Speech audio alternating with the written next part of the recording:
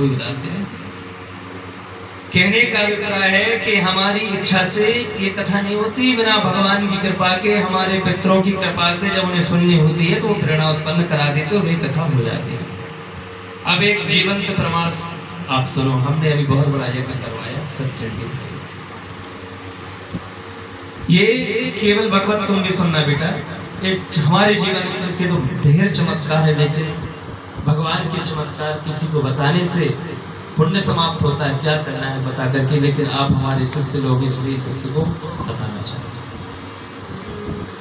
ये जो यज्ञ किया जिसमें लगभग 5.5 से 6 लाख रुपए का खर्च आया, परंतु 80,000 रुपए ही केवल चलता हुआ।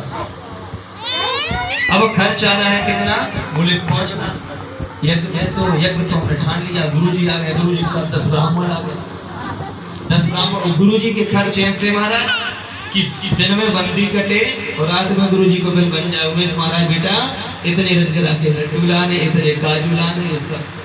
अब हमें गुरुजी पर गुस्सा आया कि गुरुजी अच्छी ना की जान लो का 80,000 चंदा है और तुम सामग्री में सामग्री रख रहे। लेकिन देखो कृपा उनकी कौपे कृपा छुपी हुई थी। उनका पता नहीं आशा क्या था, ये तो भगवती जाने और वो मां जगदम्बा जाने क्या करना थी। लेकिन कहते हैं गुरु मेहरबान तो चेला पहलवान, गुरु कृपा बहुत जरूरी है। तो अब 80,000 रुपये चंदा ये तो कैसे हो, तो हमने माता रानी के सामने जाकर कहा कि भगवती अब इस यज्ञ को आप समाप्त करना, गुरुजी भी साथ नहीं दे रहे, गुरुजी भी लौटा रहे को, अब आप संभालना इस यज्ञ को। क्योंकि हमने पढ़ा है शास्त्रों में कि भगवान के कार्यों में केवल एक कदम हम आगे हो जाएं तो भगवान कहते हैं कि हम 10 कदम आगे करें। तुम्हें चिंता की कोई बात नहीं, हम सब करेंगे, तुम केवल माध्यम हो, तुम करा भी नहीं रहे हो, कराने वाला तो कोई और है। बस हम एक क्या है, बोले हम एक मध्यस्थता हमारी हो गई, हम माध्यम बन गए। वो सच बताएं मेरी माता, इतना उस मां जगदम्बा ने दिया, इतना दिया उस माता ने।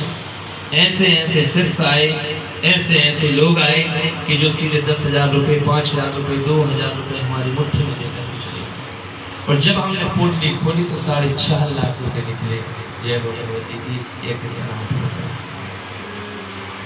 कहने का अभिप्राय है कि ऐसे ही भगवान की कथा मुख प्रसन्न कर तेज राजा। मस्त भगवान जिसमें तुम्हारी रजा उसमें मेरी रजा। क्यों? क्योंकि वो कहते हैं कि तुम केवल हमारी चिंता करो, तुम्हारे परिवार की चिंता, तुम्हारे कुटुंब की चिंता हम करेंगे। कथा 4थे दिन की कथा में आते हैं अम्बरीश जी की कथा। अम्बरीश जी इतने बड़े चक्रवर्ती राजा थे, धर्म सम्राट राजा थे कि भगवान के भजन के अलावा उनको टाइम नहीं मिलता था राजपाट देखने का। अष्टयाम भगवान की पूजा करते थे, 8 दोपहर ठाकुर जी को भोग लगा देते। आजकल लोग रख तो लेते हैं धर्म ठाकुर जी, लेकिन जबकि ठाकुर जी के लिए सुबह शाम भोग माखन मिश्री तो उनको होना ही चाहिए, इसलिए वो बाल स्वरूप।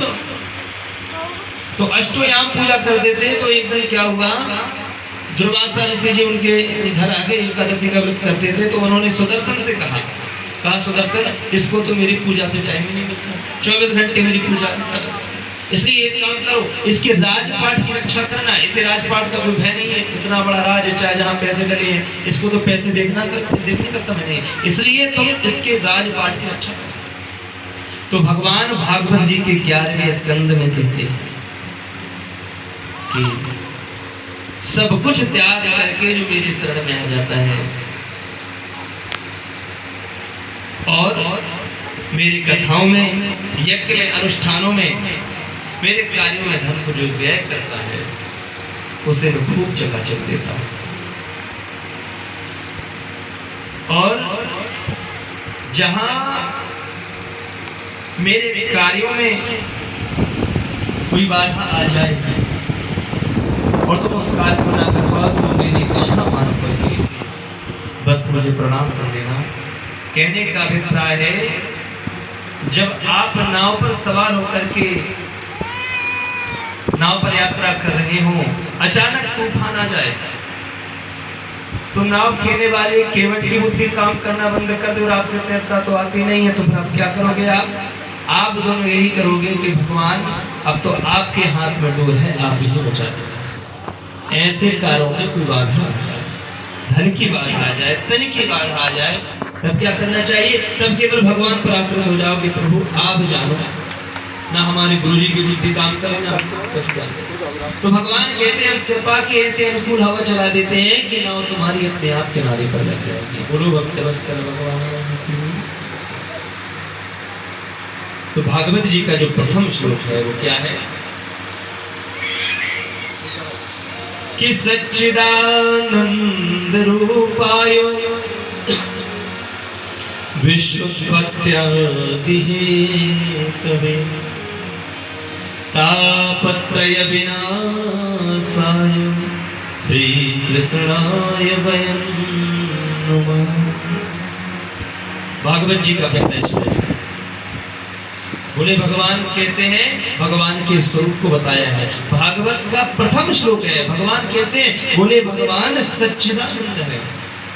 और सच्चिदानंद जो बना है मेरी माता वो 3 शब्द से मिलकर बना है, सत धन चित धन आनंद।